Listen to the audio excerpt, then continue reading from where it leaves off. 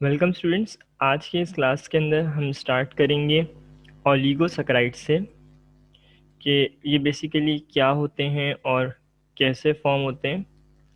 तो ओलिगोसैकेराइड्स को अगर हम लोग डिफाइन करने की कोशिश करें तो एक्चुअल प्रैक्टिस के अंदर हमारे पास एक ओलिगोसैकेराइड्स ऐसे कार्बोहाइड्रेट्स होते हैं जो 2 से 10 कार्बो मोनोहाइड सैकेराइड्स को मिला के बनाए जाते हैं। यानी कम से कम अगर 2 मोनोसैकेराइड्स आपस में एक दूसरे के साथ मर्ज हो जाएं तो हमारे पास एक ओलिगोसैकेराइड बन जाता है। ऐसा भी हो सकता है कि 3 जुड़ जाएं, 4 जुड़ जाएं और 10 तक के रेंज अवेलेबल है। अब लेट्स सपोज अगर आपके पास 2 मोनोसैकेराइड्स हों किसी भी कंपाउंड के अंदर, अगर हमारे पास 2 मोनोसैकेराइड्स हैं तो उस पर्टिकुलर कंपाउंड को नाम दे दिया गया है डाइसैकेराइड्स का। जो हमारे यहाँ सबसे ज़्यादा पढ़ाए जाते हैं छोटे लेवल के ऊपर डाइसैकेराइड्स, वैसे इनका रिसर्च साइट पे भी बहुत काम होता है। अब होता क्या है, डाइसैकेराइड जब 2 मोनोसैकेराइड के यूनिट फॉर्म होते हैं। अब मैं आपको अगर एक एग्जांपल दूं, एक कंपाउंड है उसका नाम है सक्रोस। सक्रोस असल में 2 चीज़ों को मिला के बनता है, एक है ग्लूकोज और दूसरा है फ्रक्टोस। लास्ट क्लास में हमने आपको ग्लूकोज के बारे में बताया था। फ्रक्टोस में और ग्लूकोज में सिर्फ फंक्शनल ग्रुप का फ़र्क है, बाकी ऐसा कोई डिफरेंस मौजूद नहीं है दोनों के अंदर। हमारे पास होता क्या है, ग्लूकोज और फ्रक्टोज जैसे ही आपस में दूसरे के साथ मर्ज होते हैं हमारे पास सक्रोज फॉर्म हो जाता है। अच्छा, जब ये मर्ज होते हैं तो इनके अंदर हमारे पास एक लिंकेज फॉर्म होती है, क्योंकि जब ये आपस में मर्ज हो रहे हैं तो इनके अंदर कंडेंसेशन पॉलीमराइजेशन है। Condensation polymerisation. अच्छा, कंडेंसेशन पॉलीमराइजेशन क्या होती है? कंडेंसेशन पॉलीमराइजेशन इस तरह की पॉलीमराइजेशन होती है जिसमें बाय प्रोडक्ट वाटर बनता है। इसी तरीके से हमारे पास एक कंपाउंड है, उसे कहते हैं माल्टोस। माल्टोस कैसे बनता है? माल्टोस बनता है हमारे पास 2 ग्लूकोज के यूनिट्स को फॉर्म करके। यानी एक हमारे पास ग्लूकोज है, इसी तरीके से अगर दूसरा ग्लूकोज भी होगा, 2 ग्लूकोज आपस में एक दूसरे के साथ मर्ज हो जाएंगे तो हमारे पास माल्टोस फॉर्म हो जाएगा। अच्छा, अब ये होता है क्या है एक्चुअल में, हमारे पास ये सब अपने एतबार से मोनोसैकेराइड्स हैं। ग्लूकोज मोनोसैकेराइड है, दो भी दूसरे मोनोसैकेराइड है, लेकिन कुछ खास कंडीशन ऐसी अप्लाई हो जाती हैं कि ये दोनों आपस में दूसरे के साथ रिएक्ट कर जाते हैं। नेक्स्ट हमारे पास है, या कंडेंस्ड हो जाते हैं। नेक्स्ट हमारे पास है लेक्टोस। लेक्टोस हमारे पास ग्लूकोज और गलेक्टोस को मिला के बनता है। आप देखें ज़्यादातर किरदार जो है कॉम्बिनेशन का, उसमें ग्लूकोज इन्वॉल्व है। तो ग्लूकोज जो C6H12O6 है, जिसका स्ट्रक्चर जो हमने आपको बना के दिखाया था, इसकी बड़ी इंपॉर्टेंस है। अच्छा, लेक्टोज का एक एमसीक्यूज आता है एग्जाम में, वो कहलाता है, लेक्टोज का दूसरा नाम है milk sugar. Milk sugar is also known as lactose. ठीक है, अब मैं आपको बताता हूँ कि ये होता क्यों है, मतलब ये आपस में दूसरे के साथ जब मर्ज होते हैं तो असल में होता क्या है। असल में हमारे पास जब भी कंडेंसेशन पॉलीमराइजेशन होती है तो बाय प्रोडक्ट वाटर होता है, यानी वाटर ने अलग होना है और इनके दरमियान में एक अलग टाइप की बॉन्डिंग फॉर्म होती है। मैं आपको अब थोड़ा सा लिंकेज के बारे में बताता हूँ, लेकिन मैं यहाँ पे बहुत प्रिसाइज बता रहा हूँ आपको। लिंकेज काफ़ी बड़ा टॉपिक है। मैंने आपको एक फंक्शनल ग्रुप पढ़ाया था ईथर, और ईथर की पहचान होती है ROR। ROR। इसी तरीके से हमारे पास एक चीज़ है, अगर किसी के अंदर ROR वाली लिंकेज होगी ना, ऐसी लिंकेजेस मौजूद होती हैं तो वो ईथर लिंकेज कहलाती है। बहुत सारी लिंकेज हैं, ईथर है, अमाइड है, और भी है। अभी जो मैं आपको पढ़ा रहा हूँ ये हमारे पास ग्लाइकोसाइडिक लिंकेज कहलाती है। एक पेप्टाइड लिंकेज भी होती है, वो भी आपको पढ़ाएंगे, ग्लाइकोसाइडिक लिंकेज। ग्लाइकोसाइडिक लिंकेज क्या होती है स्टूडेंट? ग्लाइकोसाइडिक लिंकेज ये रिवर्स है। यानी जैसे वहाँ पे ROR था ना, ये कहता है नहीं, ऑक्सीजन फिर रेडिकल फिर ऑक्सीजन फिर रेडिकल, यानी O से शुरू होगी और R पे जाके एंड होगी। ये इस तरह की जो लिंकेजेस हमारे पास फॉर्म होती हैं वो कहलाती हैं ग्लाइकोसाइडिक लिंकेज। इनमें भी फिर हमारे पास एक ख़ास नंबरिंग होती है, जिसके अकॉर्डिंगली ये सब कुछ चल रहा होता है। आप अपनी आसानी के लिए यहाँ पे कार्बन लिख दें, अगर आपको आर डिफ़िकल्ट फील होता है तो। आप देख सकते हैं ये हमारे पास एक ग्लाइकोसाइडिक लिंकेज फॉर्म हो गई है। ठीक है। अच्छा, अब ग्लाइकोसाइडिक लिंकेज दिखती कैसे है? तो इसके लिए डेफिनेटली हमें इसका स्ट्रक्चर देखना पड़ेगा। अगर हम इसका स्ट्रक्चर देखेंगे तो इसके अंदर हमारे पास पायरोनॉस स्ट्रक्चर्स इस्तेमाल होते हैं जो कि क्लोज चेन स्ट्रक्चर्स हैं। लेकिन क्योंकि हमारे यहाँ इतना ज़्यादा उनके ऊपर फोकस नहीं है, तो डायरेक्टली आप ये स्ट्रक्चर देख लें। अब आप ये कह सकते हैं कि सर कल तो आपने ये स्ट्रक्चर जो बनवाया था उसके अंदर हमारे पास इस तरह से नहीं ड्रॉ करवाया था। असल में कल जो हमने स्ट्रक्चर्स आपको लास्ट लेक्चर में ड्रॉ करवाए हैं वो सारे स्ट्रेट स्ट्रक्चर थे। उन स्ट्रेट स्ट्रक्चर्स को ही चेंज किया गया है। जो ऑक्सीजन मैंने कल आपको दिखाया था अलग से जिसने बॉन्ड बनाई थी, ये वही वाला ऑक्सीजन है, और ये सिंपल उसको कन्वर्ट किया गया है in the form of ring. ये रिंग स्ट्रक्चर्स जो हैं ये पैरानॉल स्ट्रक्चर कहलाते हैं। एक हमारे पास ग्लूकोज है, दूसरा हमारे पास फ्रक्टोस है। दोनों को हमने मिलाया और किया क्या, दोनों के जो एंड पॉइंट्स थे उनमें से वाटर को अलग कर दिया। तो जैसे ही वाटर अलग हुआ, इनके दरमियान आप देख सकते हैं ऑक्सीजन और आर, ऑक्सीजन और हमारे पास ऑक्सीजन। अगर हम आपको लिंकेज इधर दिखाने की कोशिश करें, असल मकसद लिंकेज दिखाना है क्योंकि ड्रॉ नहीं करने आपने लिंकेजेस, वो पहले से ही हुए हैं। ऑक्सीजन आ गया, फिर यहाँ पर रेडिकल आ गया, फिर यहाँ पे फिर ऑक्सीजन आ गया। अब बात ये इसके अंदर काउंटिंग होती है, यानी हम लोग इसके ऊपर कार्बन के ऊपर जब हम लोग काउंटिंग करेंगे तो आपको ये वाली बात थोड़ी और समझ में आ जाएगी। लेट सपोज मैं आपको बता देता हूँ, ग्लूकोज के अंदर ना, ये सॉरी सक्रोज के अंदर alpha comma beta 1,2 glycosidic linkage होती है। इसको ग्लाइकोसाइडिक भी पढ़ते हैं, ग्लूकोसाइडिक भी पढ़ते हैं, दोनों चीज़ें एक जैसी हैं। ग्लूकोसाइडिक लिंकेज, ठीक है। यानी एक वाले का वन कार्बन है, दूसरे वाले का दूसरा कार्बन है, और दोनों के दरमियान में से रिलेशनशिप को बनाया गया है। ठीक है। अब जब ये आगे पढ़ेंगे तो फिर और क्लियर हो जाएगा आप लोगों को कि एक्चुअल प्रैक्टिस में क्या, काफ़ी बड़े बड़े स्ट्रक्चर्स हैं और ये एज सच एग्जाम में आते नहीं हैं, तो इसलिए हम इसको सिर्फ आपको बता रहे हैं। अच्छा, हमारे पास जितने भी ओलिगोसैकराइड्स होते हैं वो तकरीबन रिड्यूसिंग शुगर्स होते हैं। ये इनकी प्रॉपर्टी है कि ओलिगोसैकराइड को जब भी हम लोग स्टडी करेंगे they always act as reducing sugars except. अब ये चीज़ें एक्सेप्ट वाली होती हैं, यही एग्जाम में आती हैं। अगर एमसीक्यूज बेस्ड एग्जाम है तो उसके अंदर तो और फायदा है आपका। Accept sucrose. सक्रोज जो है वो एक नॉन रिड्यूसिंग शुगर है। दुनिया के अंदर जितने भी ओलिगोसैकराइड्स हैं उनके अंदर ज़्यादातर एबिलिटी रिड्यूसिंग शुगर्स की है, सिर्फ नॉन रिड्यूसिंग शुगर हमारे पास सक्रोज है। रिड्यूसिंग शुगर्स और नॉन रिड्यूसिंग शुगर्स वो होती हैं जो फैलिंग सॉल्यूशंस और ammoniacal silver nitrate tolerance reagent के साथ जो रिएक्ट कर जाएं, रिड्यूस हो जाएं, वो रिड्यूसिंग शुगर्स। जो उनके साथ रिएक्ट ना करें वो नॉन रिड्यूसिंग शुगर्स कहलाती हैं हमारे पास। इसके अलावा इसके अंदर ऐसा कोई चीज़ मौजूद नहीं है, बस जो मेन फिनोमिना है वो यही है कि कॉम्बिनेशन का है। अब हम चलते हैं नेक्स्ट, और नेक्स्ट हमारे पास है पॉलीसैकराइड्स।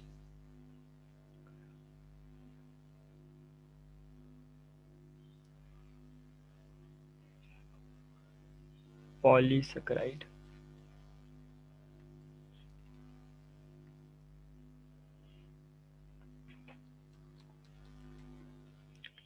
पॉलीसैकराइड्स को अगर हम लोग डिफ़ाइन करने की कोशिश करेंगे तो इनको किस तरह से डिफ़ाइन किया जा सकता है।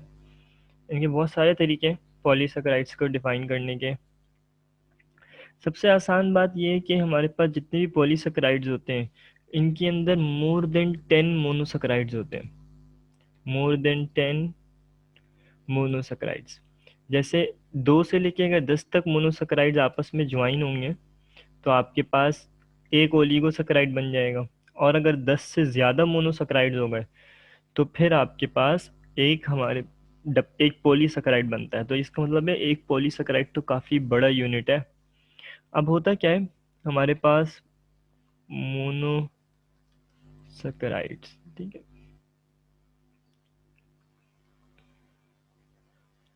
ऐसे मोनोसैकराइड्स।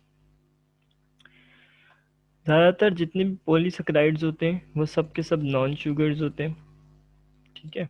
इसका मतलब है ये रिएक्ट नहीं करते और एमॉर्फस होते हैं अपनी नेचर के एतबार से। जबकि हमने आपको लास्ट क्लासेस में ये पढ़ाया है कि जितने भी मोनोसेकेराइड्स होते हैं वो सब क्रिस्टलाइन होते हैं, लेकिन इतने सारे जब मोनोसेकेराइड बनते हैं तो उनकी क्रिस्टलाइन नेचर ख़त्म हो जाती है और इनसॉल्यूबल होते हैं वाटर में, यानी इतनी आराम से ये पानी के अंदर डिज़ोल्व नहीं हो सकते। अगर आप बोलेंगे इनका कोई स्ट्रक्चर दिखाएं तो इनका स्ट्रक्चर हम आपको भी दिखा देते हैं। तो ये आप देख सकते हैं, एक हमारे पास पॉलीसेकेराइड की हमने मिसाल दी है, इसमें सेल्यूलोस है। अच्छा, ये स्ट्रक्चर भी इनकम्प्लीट है लेकिन इसने अपनी आसानी के लिए देखें यहाँ पर एन लगा दिया, कि नहीं इस तरह ये बहुत बड़े बड़े स्ट्रक्चर्स हैं। ये तो इसमें सिर्फ कुछ ड्रॉ हुए हैं, 4 ड्रॉ हुए हैं, लेकिन ये मल्टीपल है।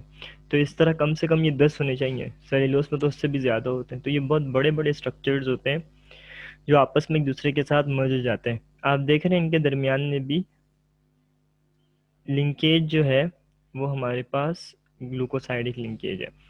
खैर आगे चलते हैं।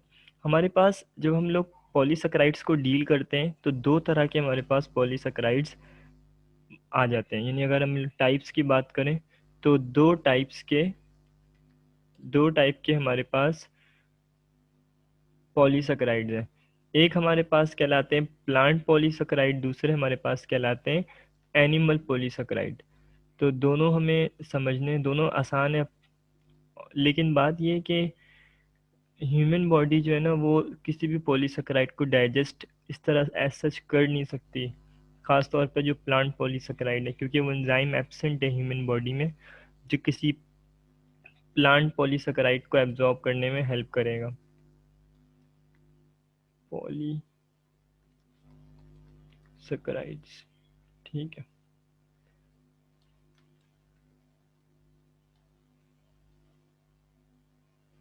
और ये हो जाएगा एनिमल पॉलीसेकेराइड। अब होता क्या है बेटा, प्लांट पॉलीसेकेराइड को हम लोग कैसे डिफाइन करते हैं कि प्लांट पॉलीसेकेराइड्स क्या होते हैं। तो प्लांट्स पॉलीसेकेराइड जो होते हैं वो रिजर्व कार्बोहाइड्रेट होते हैं। रिजर्व से मुराद वो कार्बोहाइड्रेट्स जो सेव हुए हैं ऑलरेडी पहले से ही। और ज़्यादातर इनकी मिसाल हमारे पास स्टार्च होती है या फिर ये हमारे पास सेल्यूलोस होता है, ठीक है।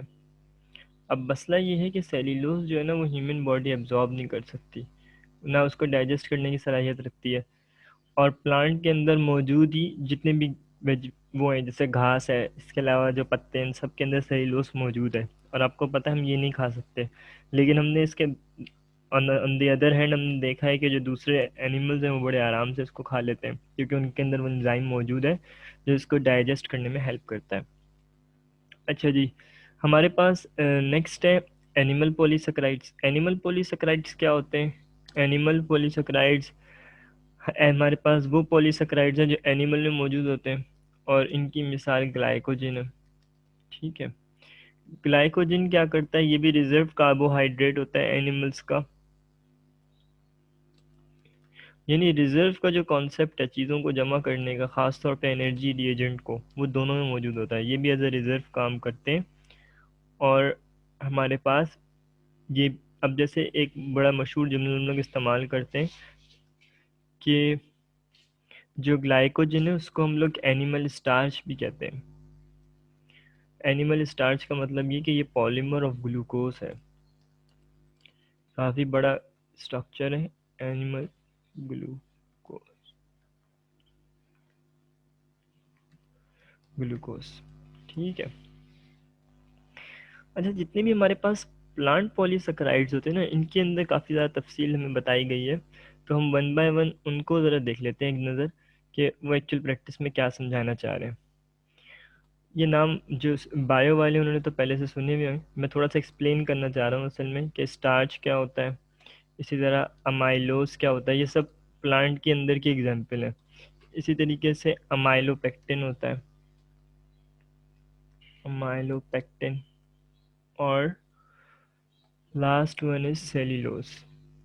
क्योंकि भी हमने थोड़ी देर पहले सेल्यूलोस की बात स्टार्ट करी थी तो मैं पहले सेल्यूलोस को एक्सप्लेन कर देता हूँ। सेल्यूलोज असल में सेल वॉल में प्रेजेंट होता है, सेल वॉल ऑफ प्लांट में मौजूद होता है। वैसे प्लांट सेल की ही सेल वॉल होती है बस।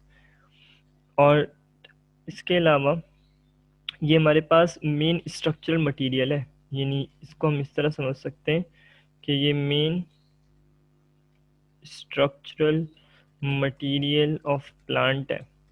बड़ी इंपॉर्टेंट चीज़ है ये।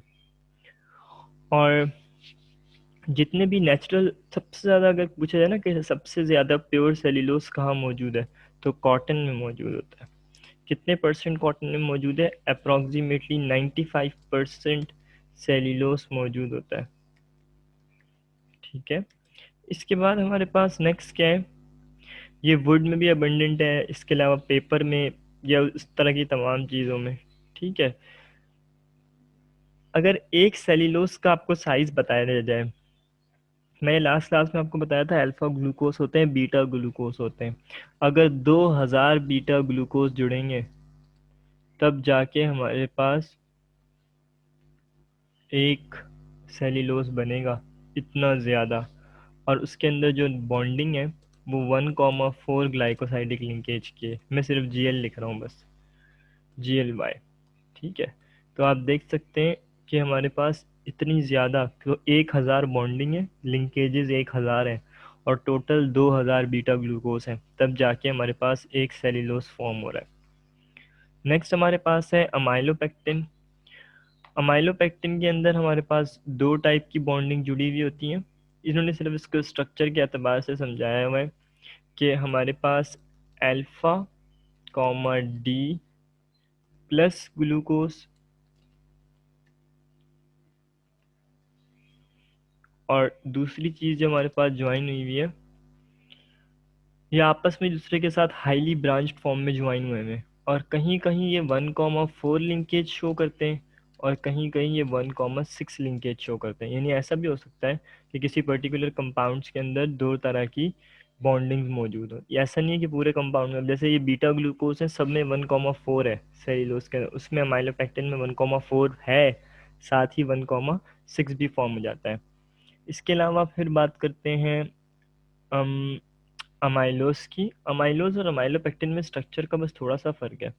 वो फ़र्क ये है कि अगर सारे 1,4 वाले आ जाएंगे तो ये अमाइलोज का स्ट्रक्चर बन जाएगा, क्योंकि अमाइलोज में alpha D plus glucose join होता है और उसके अंदर 1,4 ग्लाइकोसाइडिक लिंकेज होता है।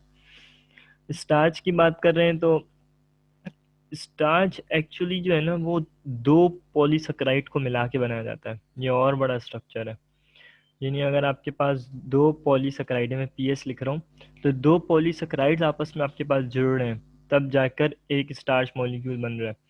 अच्छा, दो का मतलब है एक पॉलीसेकेराइड कितना बड़ा होगा? बहुत बड़ा हो सकता है। आप देख लें, एक सेल्यूलोज का स्ट्रक्चर इतना बड़ा है, 2000 यूनिट लगे हुए हैं। तो इस तरह हो सकता है इनके अंदर बहुत बड़े स्ट्रक्चर्स होते हैं। कहाँ मौजूद होता है स्टार्च? तो स्टार्च बहुत सारे खाने पीने की चीज़ों में मौजूद होता है। ये रिच एनर्जी वाली चीज़ों में, जैसे कि वीट, इसके अलावा राइस और बार्ले, इन सब चीज़ों में हमारे पास, बार्ले का आपको पता होगा जौ बोलते हैं इसको उर्दू ज़बान के अंदर, हमारे पास इन सब चीज़ों के अंदर ये मौजूद होता है। इसके अलावा जो आलू है, स्वीट पोटैटोज जो होते हैं, इन सब में भी हमारे पास स्टार्च रिच अमाउंट में प्रेजेंट होता है। मैं उम्मीद करता हूँ यहाँ तक आप लोगों को लेक्चर समझ में आया होगा। यहाँ पे हमारे पास कार्बोहाइड्रेट का टॉपिक हो जाता है एंड, और इसमें हमने कुछ चीज़ों को भी नहीं पढ़ाया, अनटिल डिस्कस नहीं किया, वो हम लाइव क्लास के अंदर, फिजिकल क्लास के अंदर ही आपसे डिस्कस करेंगे। Thank you.